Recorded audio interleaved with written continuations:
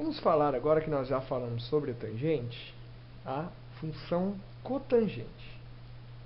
Então considere a circunferência trigonométrica e a reta C paralela ao eixo X. Ok? Traçada a partir do ponto B. A essa reta, com a mesma orientação do eixo X, damos o nome de eixo das cotangentes.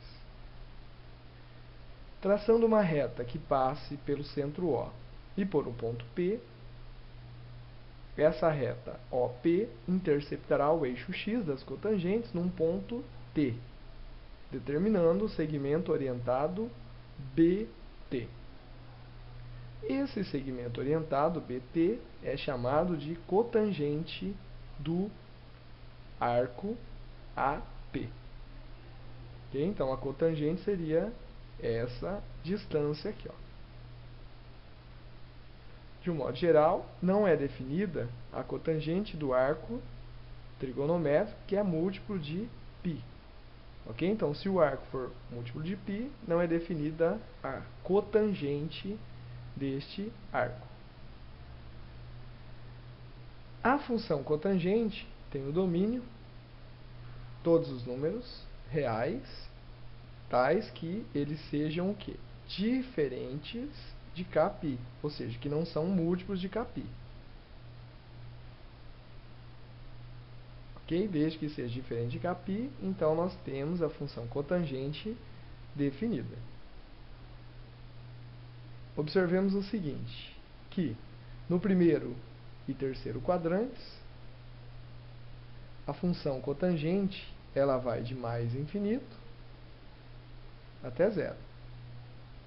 Ok?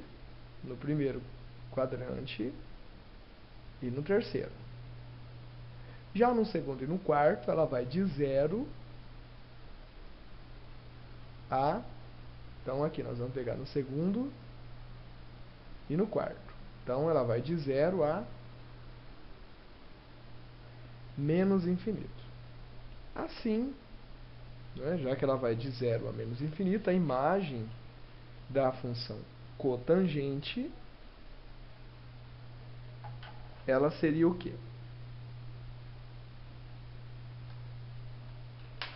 Seria um intervalo que vai de menos infinito a mais infinito, que na verdade pode ser escrito como R, conjunto dos números reais.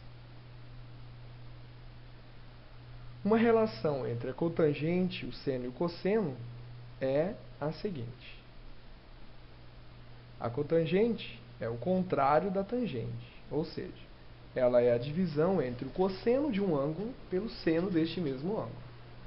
Sempre lembrando que o ângulo ele não deve ser múltiplo do ângulo π. Caso contrário, o seno seria zero e aí não temos definida a divisão por zero. Se a tangente é seno sobre cosseno, podemos dizer que ela é o inverso da cotangente, que é cosseno sobre seno. O inverso de cosseno sobre seno equivale a tangente. E o inverso de seno sobre cosseno equivale a cotangente. Para construirmos os gráficos da função cotangente, basta lembrar o seno e o cosseno dos arcos notáveis: 30, 45, 60, 90, 180, 270 e 360 graus. Fazendo os devidos cálculos para a cotangente, para cada um desses ângulos, nós podemos fazer a coleta desses valores, montar uma tabela, ok? Então, para cada x, eu vou ter o quê? Cotangente dele. Ok? Isso também dá para ser feito pela calculadora científica usando a função cotangente do ângulo que você quer encontrar. E aí você vai obter os valores da cotangente para cada um dos ângulos escolhidos aqui. Ó. Feito isso, e lembrando que para os múltiplos de π a cotangente não existe, basta colocar esses pontos no gráfico. Ok? Então a gente percebe o quê? Que a forma de colocação desses pontos no gráfico é semelhante à da tangente. Okay? Só que a curvatura aqui do gráfico da cotangente ela é ao contrário, né? Então ela começa do infinito e vai para menos infinito. Começa do mais infinito e vai para menos infinito. O período de repetição da função cotangente é o mesmo da função tangente, é π. E para você determinar o domínio de uma função que tenha cotangente, basta você lembrar que todos os ângulos que você deseja calcular a cotangente, eles devem ser o quê? Diferentes de π vezes k. Isolando o 3x e depois passando o 3 dividindo, nós temos o quê? Que o valor de x possível para esta função seria o valor de x diferentes de π sobre 3, negativo, né? Menos π sobre 3, mais k π sobre 3. Então, o domínio seria composto pelos números reais, tais que esse x seja diferente de π sobre 3 mais kπ sobre 3. Esse é um exemplo de busca pelo domínio da função cotangente. Mais um exemplo de gráfico.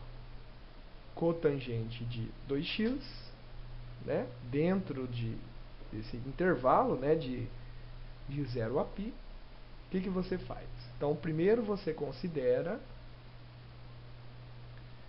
0 π sobre 2 π, 3 π sobre 2, 2 π aqui, no 2x. Depois divide pela metade e acha os valores de x, que é os valores que você vai colocar lá no gráfico.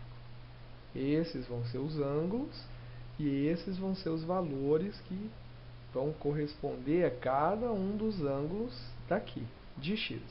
Porque no gráfico lá é marcado x e não 2x. Tudo bem? Fazendo então esse desenho, a gente tem, né, que o gráfico ele tem este formato. O período de repetição dele é o quê?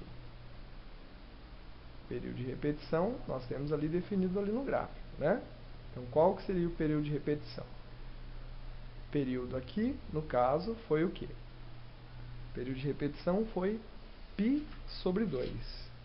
Tá? Porque nós temos a cada π sobre 2, o gráfico ele se repetiu.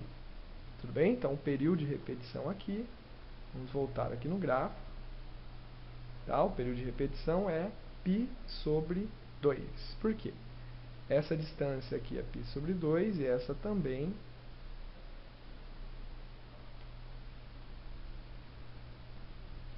vamos colocar aqui, ó, para não ficar confuso. Espera aí. Deixa eu escrever isso aqui maior para vocês.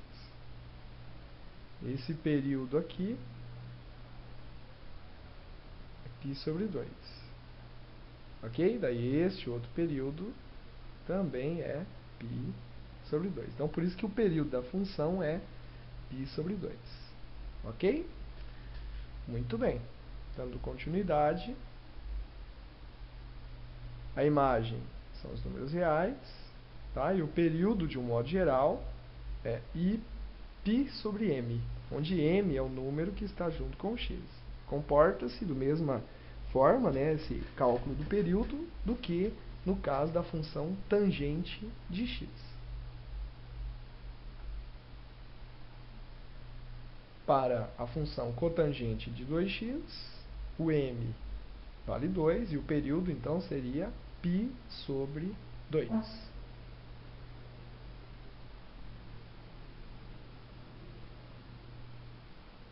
Para você trabalhar com seno, cosseno e tangente, é necessário saber algumas relações trigonométricas, chamadas de relações trigonométricas.